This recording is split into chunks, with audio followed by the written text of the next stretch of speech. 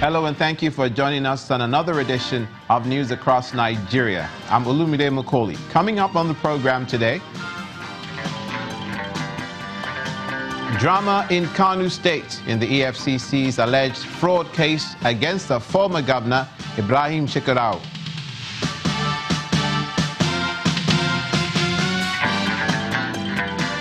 In the health sector, accusations and counter-accusations between doctors and health workers as the Johesu strike takes its toll.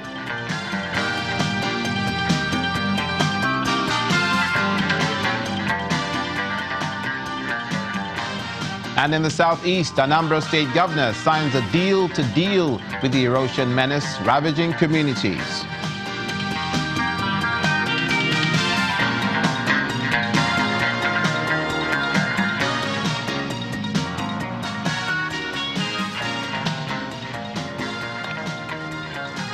And the governor of Anambra State, Mr. Willie Obiano, has a lot of expectations on that deal that was signed against erosion. We'll get to that story later. Thanks again for joining us as we begin in the northwestern part of the country. A federal high court in Kano has granted bail to the former governor of Kano State, Ibrahim Shekarau, and two others in the sum of 100 million naira each, with two sureties. Now, one of the sureties must be a civil servant in either federal or state service, not below the rank of director. The other one should own property within the jurisdiction of the court. The Economic and Financial Crimes Commission is accusing Mr. Shekarau of collecting 25 million naira from the 950 million naira logistics money for the 2015 elections, an allegation he denies. The other two accused are the former Minister of Foreign Affairs, Aminu Wali, and Mansur Ahmad. There was drama, however, earlier with police dispersing supporters of the former governor, who reportedly stormed the court premises, jubilating shortly after he was granted bail. The matter has been adjourned to June the 26th, 2018 for commencement of trial. As it is now, hundreds of people are trapped inside these court premises. There is no way they can go out because the police have barricaded the outside. And even within the court premises, tear gas are being shot. You can see everywhere outside, waiting to come into the court premises as the court grants bail to Malam Ibrahim Shekarau. But as it is now, we cannot go outside because the place is barricaded.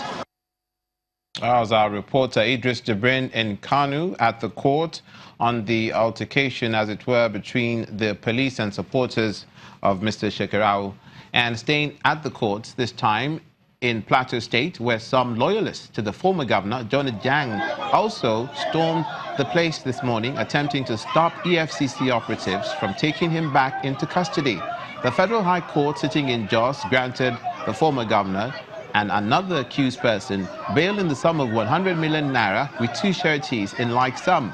According to the court, one of them must be a first-class traditional ruler within jurisdiction, and he's expected to drop his international passport with the court. The second is accused is to produce two sureties with 50 million naira each, and one of them must be a permanent secretary or anyone in that rank. He's also expected to submit his international passport to the court. The EFCC is accusing former Governor Jang of alleged misappropriation of money dispersed by the central bank meant for beneficiaries of Micro, Small and Medium Enterprises Development Fund and other charges.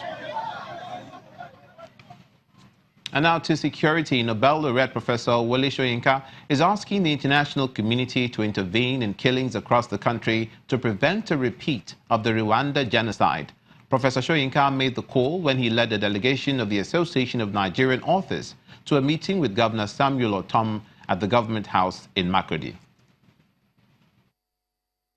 The unending killings in Benue State and other parts of the country is still a major concern in Nigeria.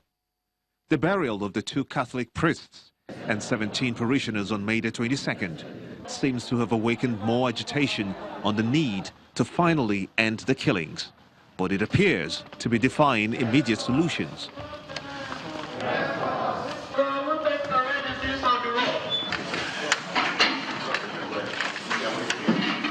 The latest intervention is coming from Nobel laureate Professor Wole Soyinka. He leads some members of the Association of Nigerian Authors for an advocacy meeting with Governor Samuel Ortom at the Government House, Makurdi. Governor Orton opens up to the literary icon on the murder of 3 persons on Wednesday, May the 23rd, along Car Road, while returning from the burial of the priests. Why people attended the mass burial for the priests and the other parishioners, on their way back, they were ambushed and killed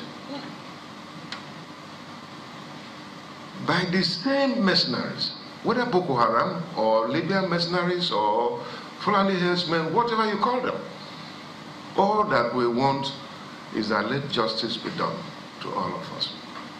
We look forward, like I said, that the operation of the joint security agencies led by Defense Headquarters will give us justice this time around, and let those people be brought to book.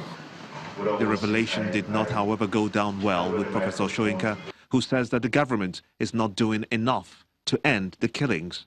The trouble with not calling things by their proper names and at the right time is what leads communities, nations, people generally to start treating a malignant tumor with Vaseline. Just that refusal to recognize, and at a critical moment, the nature of a particular problem, and that has been at the basis of the massacres going on in this region, especially in Benue State. There's no other word for it. Let's not play around with euphemisms. There's no other word but ethnic cleansing. Professor Soyinka believes that now is the time for the international community to respond to the crisis and save Nigeria from a bigger problem. For those nations where our military have served before, to come to assistance, I think there should be no business of national integrity, national pride, and so on. No, people are dying. So this government cannot go, please, just ask for international help. I know they're ready, they're willing to come to us. The meeting ends, and both leaders believe a timely and adequate military response, like the ongoing Operation Rural Stroke, backed by superior foreign help, can effectively end the herdsmen menace across the country.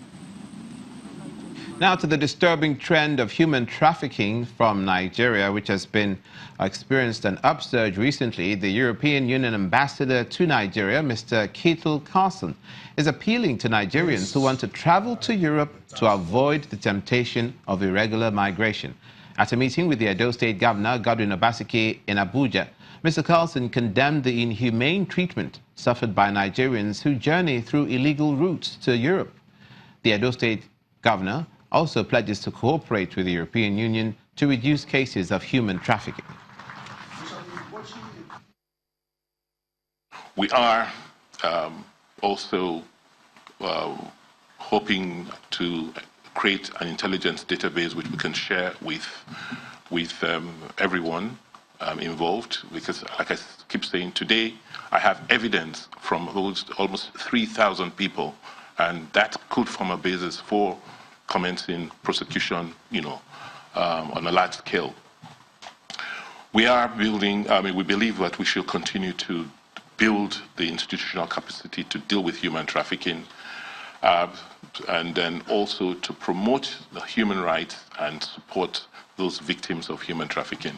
We have all seen the point of departure for our being here today. Of course, the very dire, difficult situation for Nigerian irregular migrants, a negative spiral really of what often turns into human tragedy on the way to Europe, but also those that manage to cross the Mediterranean, encountering very difficult circumstances, arriving within European territory.